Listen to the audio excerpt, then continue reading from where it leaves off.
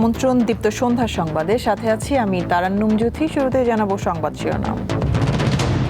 তীব্র গরম ও যানজট উপেক্ষা করে এসএসসির প্রথম পরীক্ষা দিল শিক্ষার্থীরা, প্রশ্নপত্রে সন্তুষ্টি প্রকাশ। জ্বালানি তেলের দাম বাড়ানোর পরও কমেনি জনভোগান্তি, বেশি সময় লাগার অভিযোগ গ্রাহকদের। হুমকির মুখে যুক্তরাষ্ট্রের সঙ্গে বৈঠকে বসতে সম্মত নয় ইরান, যুদ্ধে নতুন কৌশল দেখানোর প্রস্তুতি।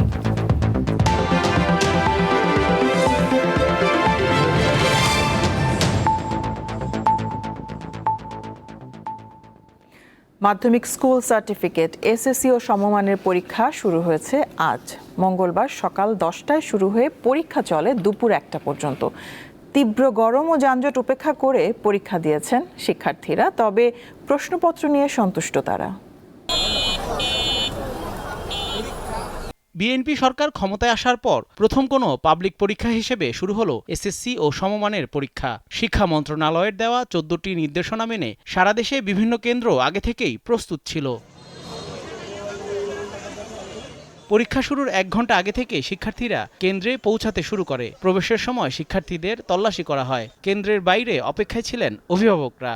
অনেক বছর পর শিক্ষামন্ত্রী চেঞ্জ হয়েছে, তো এটা নিয়েও স্টুডেন্টরা অনেক ভয় পাচ্ছে। নতুন প্রযুক্তি নিয়ে গভর্নমেন্ট যেই সিস্টেমেটিক করেছে, ভয়ভীতি একটু আছে, তবে ওইটাই আল্লাহ ভরসা।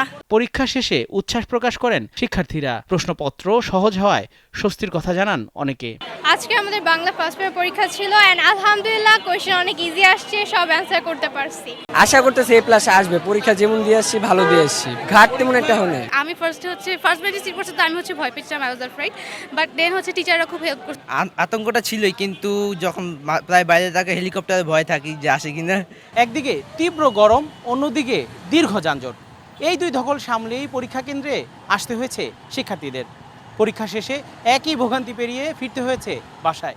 রাস্তা অনেক জ্যাম থাকতেছে, ওখানে অর্ধেক কাহিল হয়ে যাইতেছি, তো এটা আরেকটু ঝামেলা হইতেছে, এছাড়া আর কোনো সমস্যা হইতেছে না। যানজটে পড়েছিলাম, কারণ যতটুকু রাস্তা এসেছি বের হয়েছে 8:15-র দিকে, কিন্তু আস্তে আস্তে 9টার বেশি বেজে গেছে। এসএসসি পরীক্ষা দেখতে ঢাকা, সাভার ও মানিকগঞ্জ মিলিয়ে 5টি কেন্দ্র পরিদর্শন করেন শিক্ষামন্ত্রী। এই পর্যন্ত আই এম 100% স্যাটিসফাইড। এটা মনে হচ্ছে যেন 100% কোঅপারেশন করছে সকলেই সকলকে। এমন একটা অ্যাটমসফিয়ার আমি খুঁজছিলাম। প্রথম দিনের পরীক্ষা ছিল বাংলা প্রথম পত্র। এবার পরীক্ষার্থী 18,57,000-এরও বেশি। কেন্দ্রের সংখ্যা 3,885। 20 মে পর্যন্ত চলবে এসএসসি ও সমমানের পরীক্ষা। জহুরুল মোহসান, দীপ্ত সংবাদ, ঢাকা। জ্বালানি তেলের দাম বাড়ানোর পর তেল নিতে সময় আরও বেশি লাগছে বলে অভিযোগ করছেন গ্রাহকেরা। দীর্ঘ লাইনে চরম ভোগান্তির মধ্যেই তেল নিতে হচ্ছে তাদের। রাত পার হয়ে ভোর, কখনো বা দুপুরে তেল নিতে পারছেন অনেকে, আবার কেউ কেউ ফিরে যাচ্ছেন খালি হাতে।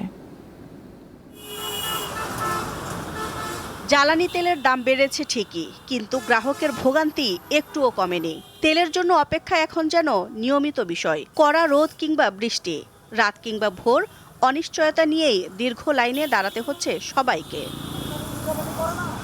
বেশিরভাগ গ্রাহক মধ্যরাতে লাইনে দাঁড়িয়ে তেল পাচ্ছেন সকালে, কেউ ভোরে দাঁড়িয়ে পাচ্ছেন সন্ধ্যায়, আবার তেল শেষ হয়ে যাওয়ায় 7-8 ঘন্টা অপেক্ষা করেও খালি হাতে ফিরছেন কেউ কেউ।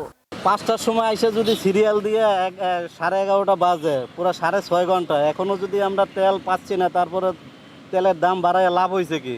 না, সুবল কি পেলাম। আগে 6 ঘন্টায় নিয়েছি, আজকে তো 6 ঘন্টার বেশি লাগতেছে। এমপি মন্ত্রী সবাই বলতেছে তারা যথেষ্ট পরিমাণ বাংলাদেশে তেল আছে, কেউ পাচ্ছে না।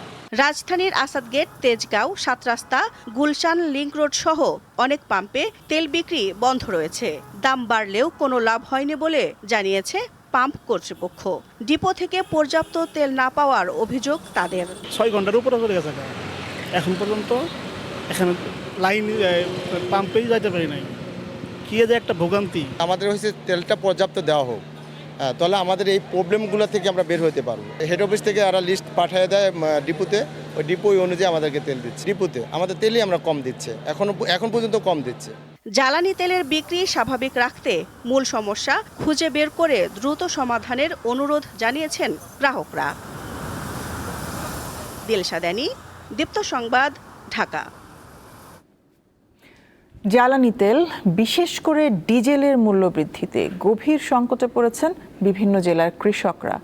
কোথাও শঙ্কা সেচ নিয়ে, আবার কোথাও ধান পেকে গেছে কিন্তু তা কাটতে পারছেন না, কোথাও আবার উৎপাদিত ফসল গন্তব্যে পৌঁছানো যাচ্ছে না পরিবহন সংকটে।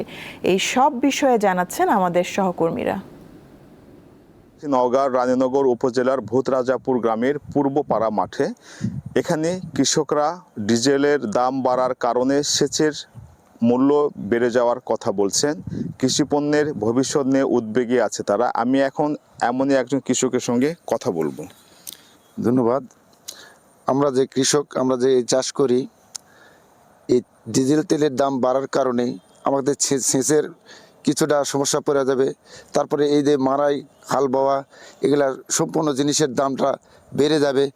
এমনিতে কৃষক সমস্যার মধ্যে পড়ছে। ধানের এই যে বেমার টেমার লেয়ে এবং সেচের কারণে ধানের ফলন কমে আসবে। তেল নিবার যায় পাইনি বাবা, ঘুরে আসলাম আবার জালে বাবা। আপনারা কি করলে কি করা যায়? আমাদের আমনে ধান নেই বাবা, বছর অন্তর ইরির খেত বাবা। তোমরা যদি দয়া ধর্ম করেন তাহলে আমরা বেসম বাবা, না তো আমরা মরে যাবো। সরকারের কাছে আবেদন জানাচ্ছি, সরকার আমাকে কৃষকের জন্য কিছু হলেও করলে কেন আমরা বাঁচবো, তাছাড়া বাঁচার আমাকে কোনো বুদ্ধি নাই। আমরা এখন যাচ্ছি পটুয়াখালীতে, সেখানে রয়েছেন আমাদের সহকর্মী মোহাম্মদ ইমরান। আব্দুর রৌফ, আপনি জানেন ডিজেলের দাম বৃদ্ধির সঙ্গে সঙ্গে বেড়ে যায় পরিবহন খরচ। এমন সংখ্যায় রয়েছেন পটুয়াখালীর কৃষকরা। চলুন শোনা যাক তাদের কথা। অন্যান্য কৃষি যে আমরা যা আছে, এটা যে উত্তরবঙ্গে এখন আমরা পাঠামো, ট্রাকের ভাড়া বেশি কারণে আমরা পাঠাইতে পারতেছি না। যদি আমরা যদি পাঠাই তাহলে আমাদের দেখা গেছে যে মালের যে দাম তার সাথে ভাড়া ক্যারিং খরচা অনেক বেশি হয়ে যায়। বড় ধান পাকি গেছে, বড় ধান যে কাটামু এই দিয়া ধান কাটা মেশিন দিয়া, তা ওই মানে মেশিনে টাকা বেশি চাই। আবার ওই যে ধানটা দূরে পাঠাবো ট্রাকালায়ও ভাড়া বেশি চাই। কারণ হচ্ছে এই তেলের দাম বলে বাড়তি, এখন আমরা এই জন্য ধান কাটতে পারতেছি না, আমার ধান খেতে পড়ে রয়েছে। তেলের দাম বাড়ছে ভাই 15 টাকা করে লিটারে। ভাড়া না বাড়ালে পরে আমরা ট্রাক চালাবার পারবো না, আমাদের অনেক সমস্যা হয়। তেলের দাম লিটারে 15 টাকায় এক ট্যাঙ্কি লোড করতে গেলে পরে 4000 টাকা বাড়তি। আমরা এখন চলে যাব ময়মনসিংহে, সেখানে রয়েছেন আমাদের সহকর্মী মাহমুদুল হাসান। ডিজেলের দাম বৃদ্ধির কারণে ফসল নিয়ে বেশ দুশ্চিন্তায় পড়েছে ময়মনসিংহের কৃষক। চলুন তাদের সাথে কথা বলি। আলবাই দেখে এক্সাস করে থই দিছে, ডাক্তার বলে গেছে, ডাক্তার আয় না, তেলের দাম বাড়তে তেল পাই নিয়া কেমনে যাই। আমি যদি টাকা বেশি চাইতে দিবেন, খরচ বেড়ে যায়, ট্রাক্টরের খরচ বেড়ে যায়, কামলার খরচ বেড়ে যায়, সারের খরচ বেড়ে যায়। তেলের দামটা যেন উনি ভর্তুক দিয়ে হলেও কমিয়ে রাখে। তেলের লেগে খুবই সমস্যায় আছি। আমরা চাই সরকার যেন তারা তেলের দামটা না বাড়ায়। তাহলে আমরা এভাবে আমরা কেমনে কিস্তি করাম, কেমনে আমরা চলবাম? আমরা তো আর বড় লোক না যে অন্য কিছু করে খাইয়াম। এই ছিল ডিজেলের মূল্য বৃদ্ধির প্রভাব নিয়ে ময়মনসিংহের কৃষকদের প্রতিক্রিয়া। সরকার অভ্যন্তরীণ ব্যাংক থেকে ঋণ নিলে জনগণের কল্যাণেই নেবে, এই টাকা চুরি হবে না বলে জানিয়েছেন প্রধানমন্ত্রী পলিসি অ্যান্ড স্ট্র্যাটেজি উপদেষ্টা জাহেদুর রহমান। তিনি জানান, জ্বালানির মূল্য সমন্বয়ের ফলে বাড়বে যানবাহনের ভাড়া ও দ্রব্যমূল্য। তবে বাণিজ্য মন্ত্রীর দাবি, জ্বালানির মূল্য বৃদ্ধির প্রভাব খাদ্যপণ্যের ওপর পড়বে না। মঙ্গলবার সচিবালয়ে সরকারের পক্ষ থেকে জ্বালানির মূল্য বৃদ্ধির প্রভাব নিয়ে কথা বলেন সংশ্লিষ্ট মন্ত্রণালয়ের মন্ত্রীরা। জোর দিয়েই দেশের জনগণের পাশে থাকার কথা তুলে ধরেন তারা। সরকারের কাজ কিন্তু শুধু প্রধানমন্ত্রীর পলিসি অ্যান্ড স্ট্র্যাটেজি উপদেষ্টা জাহেদুর রহমান জানান, জনগণের কল্যাণেই ঋণ নিচ্ছে সরকার। দাবি করেন এই অর্থের সঠিক ব্যবহারের। বাংলাদেশ ব্যাংক বা টাকা ছাপিয়ে যদি নেওয়া হয় সেটা ইনফ্লেশন ট্রিগার করে, সব সংকটগুলো আমরা জানি। কিন্তু আমি এই কথাটা বলতে চাই, সরকার যদি লোন নেয়, লোন নেবে সেটা জনগণের কল্যাণের জন্যই হবে, এই টাকা চুরি হবে না। আমরা আগের সাথে একটা বেসিক ডিফারেন্স হচ্ছে এটা। তিনি জানান, জ্বালানি তেলের পর্যাপ্ত মজুদ আছে, তাই মানুষকে প্যানিক বাইং থেকে বিরত থাকার আহ্বান তার। যেহেতু সংকটটা আছে, যতটা ভাড়া বাড়া উচিত লজিকলি মনে হয় তার চাইতে কিছুটা কম করা, তাতে তারাও কিছুটা ছাড় দিলেন। আবার জনগণের কিছু ভাড়া তো বাড়বেই এবং দ্রব্যমূল্য বাড়বে এটা বলে রাখা ভালো। কারণ হচ্ছে ট্রান্সপোর্ট বেড়ে যায়, ট্রান্সপোর্টের খরচ বেড়ে যায়। সরকারের কাজ কোনটা? আসলে সরকারের কাজ হচ্ছে মূল্য যৌক্তিকভাবে যতটা বাড়ার কথা, বৃদ্ধিটা যাতে অতটুকু হয়। পরে ব্রিফিংয়ে বাণিজ্য মন্ত্রী দাবি করেন, জ্বালানির মূল্য বৃদ্ধির প্রভাব খাদ্যপণ্যের উপর তেমন পড়বে না। সরকার সিন্ডিকেটের কাছে জনগণকে জিম্মি হতে দেবে না। বাজার যেন নেতিবাচকভাবে ভুল পথে প্রভাবিত না হয়, এটা যার যার জায়গা থেকে আমাদের এই দায়িত্বটা পালন করতে হবে। আপনারাও আপনাদের জায়গা থেকে, আমরাও সরকার হিসাবে, অভিভাবক হিসাবে, ফ্যাসিলিটেটর, রেগুলেটর হিসাবে আমরাও আমাদের যে সমস্ত টুলস আছে সেগুলি প্রপারলি অ্যাপ্লাই করব এবং ইনশাল্লাহ বাজার স্থিতিশীল রাখার জন্য আমাদের দায়িত্ব আমরা পালন করব। খন্দকার আব্দুল মুক্তাদির জানিয়েছেন, এই মুহূর্তে আমদানি পণ্যের মজুদ স্থিতিশীল আছে। রুবায়েত হাসান, দীপ্ত সংবাদ, ঢাকা। বর্তমানে দেশের বৈদেশিক ঋণের পরিমাণ ৭৮,৬৭,২০,০০০ মিলিয়ন মার্কিন ডলার বলে জানিয়েছেন অর্থমন্ত্রী আমির খসরু মাহমুদ চৌধুরী।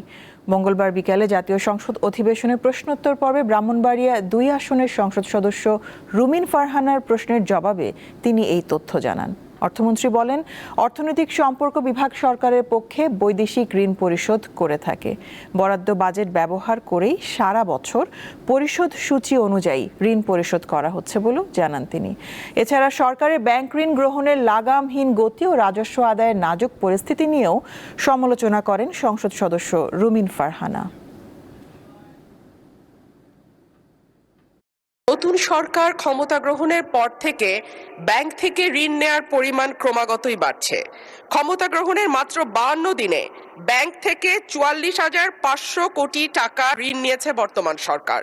সরকারের দ্রুত ঋণ বৃদ্ধির কারণে ইতিমধ্যে চলতি অর্থবছরে বাজেটে নির্ধারিত লক্ষ্যমাত্রা ছাড়িয়ে গেছে। ফেব্রুয়ারি ২০২৬ মাস পর্যন্ত হিসাব অনুযায়ী বাংলাদেশ সরকারের বৈদেশিক ঋণের স্থিতি ৭৮,৬৭,২০ মার্কিন মিলিয়ন ডলার সমপরিমাণ। বর্তমান সরকার ক্ষমতা গ্রহণের পর থেকে এই পর্যন্ত মোট ৯০,৬৬ মিলিয়ন মার্কিন ডলারের সমপরিমাণ ঋণ পরিশোধ করা হয়েছে। বিশ্ব স্বাস্থ্য সংস্থা সতর্ক করার পরও গত ২ বছরে দেশে টিকার বিশেষ ক্যাম্পেইন হয়নি। এছাড়া বিগত অন্তর্বর্তী সরকারের স্বাস্থ্যসেবার অপারেশন প্ল্যান বা ওপি বন্ধ করায় এর নেতিবাচক প্রভাব পড়েছে স্বাস্থ্য খাতে। সব মিলিয়ে সংক্রামক ও অসংক্রামক রোগ ছড়িয়ে পড়েছে দেশে। বিশ্ব স্বাস্থ্য সংস্থা এবং ইউনিসেফের তথ্য মতে ২০২৪ সালে বিশ্বের বিভিন্ন দেশে হামের সংক্রমণ বেড়ে গিয়েছিল। এশিয়া মহাদেশের মধ্যে ভারত, পাকিস্তান, আফগানিস্তান, ইন্দোনেশিয়া, ফিলিপাইন অন্যতম। আফ্রিকা মহাদেশে নাইজেরিয়া, ইথিওপিয়া, ব্রাজিল। ইউরোপের যুক্তরাজ্য, অস্ট্রিয়া সহ আরও বেশ কিছু দেশে হামের প্রকোপ বেড়ে গিয়েছিল। বাংলাদেশকেও সতর্ক করেছিল বিশ্ব স্বাস্থ্য সংস্থা, কিন্তু তা আমলে না নেওয়ায় এবছর হামের এই প্রকোপ। সংক্রমণ ঠেকাতে প্রতি ৪ থেকে ৫ বছর অন্তর অন্তর একটি বিশেষ টিকা ক্যাম্পেইন করে সরকার, কিন্তু গণ অভ্যুত্থানকালীন পরবর্তী সময়ে এই বিশেষ ক্যাম্পেইন করেনি অন্তর্বর্তীকালীন সরকার। কেন টিকা কেনা এই গাফিলতি তা জানালেন এই বিশেষজ্ঞরা।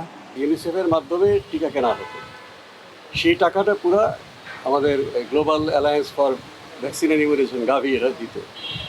তো যেহেতু আমরা ওপি উইথড্র হয়েছে এবং আমাদের বৈদেশিক সাহায্য পরিমাণ কমে আসছে, তো তারা বললো আংশিক টাকা বাংলাদেশ সরকারকে দিতে হবে। ফিনান্স মিনিস্ট্রি বললো বাংলাদেশ সরকারের টাকা মানে রেভিনিউর টাকা, সেই রেভিনিউর টাকার অডিট এবং হিসাবটা আলাদাভাবে হবে, সেটা না মেনে চললে আমরা এই টাকা বরাদ্দ দেবো। তখন অন্তর্বর্তী সরকার বললো যে আমরা তো এর মধ্যে যদি জোর করে মানে নির্বাহী আদেশে টাকাটা দেওয়া হয় তাহলে ভবিষ্যতে এটা দুর্নীতি হিসাবে চিহ্নিত হবে।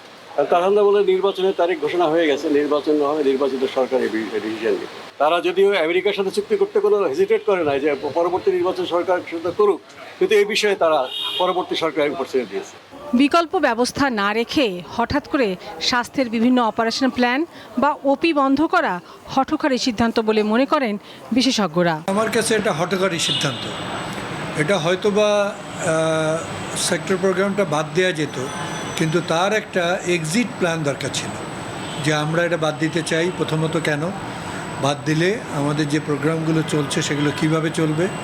আমরা হয়তো অনিয়ম চাই না, নিয়ম চাই, কিন্তু পুরো পরিকল্পনাকে বাদ দিতে চাই না। বাংলাদেশে কিন্তু অনেক আগের থেকেই আমরা প্রায় 80% বা 80% কোনো সময় 99% পর্যন্ত আমাদের কভারেজ ছিল টিকা দেওয়ার ক্ষেত্রে। কিন্তু আমরা যদি ধারাবাহিকভাবে গ্রাফটা দেখি, গত বছর 25 সনে এটা প্রায় 60%-এ নেমে আসছে। তার মানে 40% লোকেই আমাদের ইপিআইয়ের যে প্রোগ্রাম সেটা কভারেজ পায়নি। সরকার এই অবস্থা সামলাতে জরুরি টিকাদান কর্মসূচি চালাচ্ছে, এই টিকার ফল পেতে আরও 2 মাস সময় লেগে যেতে পারে বলে জানান বিশেষজ্ঞরা। লাবণী গুহ, দীপ্ত সংবাদ, ঢাকা। হুমকির মুখে যুক্তরাষ্ট্রের সঙ্গে কোনো আলোচনায় বসতে রাজি নয় ইরান, বরং আবার যুদ্ধ শুরু হলে নতুন কৌশল দেখাতে প্রস্তুত তেহরান। দেশটির পার্লামেন্টের স্পিকার সামাজিক যোগাযোগ মাধ্যমে এমন মন্তব্য করেন। এর আগে ইরানের সঙ্গে চুক্তি না হলে নৌ অবরোধ উঠবে না এবং যুদ্ধবিরতির মেয়াদও বাড়বে না বলে হুমকি দেন যুক্তরাষ্ট্রের প্রেসিডেন্ট ডোনাল্ড ট্রাম্প। ওয়াশিংটন সময় বুধবার সন্ধ্যা পর্যন্ত যুদ্ধবিরতি বহাল থাকবে। এই সময়ের মধ্যে চুক্তি না হলে আবার যুদ্ধ হতে পারে বলেও ইঙ্গিত দেন ট্রাম্প। এদিকে ইরান, যুক্তরাষ্ট্র ও ইসরায়েলের টানা 40 দিনের যুদ্ধে 13 জন মার্কিন সেনা নিহত এবং 415 জন আহত হয়েছেন বলে জানিয়েছে পেন্টাগন। ফিলিস্তিনের গাজা ভূখণ্ডে ইসরায়েলি যুদ্ধজাহাজ থেকে ছোঁড়া গুলিতে এক ফিলিস্তিনি নারী নিহত হয়েছেন। মঙ্গলবার উপত্যকার উত্তর উপকূলে এই ঘটনা ঘটে। এর আগে গাজার স্বাস্থ্য মন্ত্রণালয় জানায় সোমবার উপত্যকা জুড়ে ইসরায়েলি হামলায় 5 জন ফিলিস্তিনি নিহত হয়েছেন। গত বছরের অক্টোবরে ট্রাম্প ঘোষিত যুদ্ধবিরতির পরও গাজাবাসীর ওপর হামলা বন্ধ করেনি ইসরায়েল। 10 অক্টোবর থেকে এ পর্যন্ত পুরো গাজা উপত্যকায় ইসরায়েলি বাহিনীর হামলায় 780 জনেরও বেশি ফিলিস্তিনি নিহত হয়েছেন। এছাড়া অধিকৃত পশ্চিম তীরেও ফিলিস্তিনিদের ওপর হামলা ও অভিযান জোরদার করেছে ইসরায়েলি বাহিনী ও ইহুদি বসতি স্থাপনকারীরা। সিরিজের দ্বিতীয় ওয়ানডেতে কাল শ্রীলঙ্কা নারী দলের বিপক্ষে মাঠে নামবে বাংলাদেশ নারী ক্রিকেট দল। রাজশাহী স্টেডিয়ামে ম্যাচটি শুরু হবে সকাল 9:30টায়। প্রথম ওয়ানডেতে 3 উইকেটে জয়ের ফলে সিরিজে 1-0 এগিয়ে আছে স্বাগতিকরা। সেই ধারাবাহিকতা ধরে রেখে দ্বিতীয় ম্যাচেও জয় চাইছে নিগার সুলতানারা।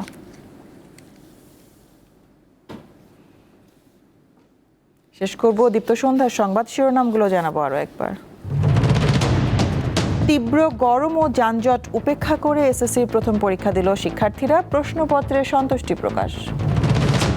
জ্বালানি তেলের দাম বাড়ানোর পরও কমেনি জনভোগান্তি, বেশি সময় লাগার অভিযোগ গ্রাহকদের।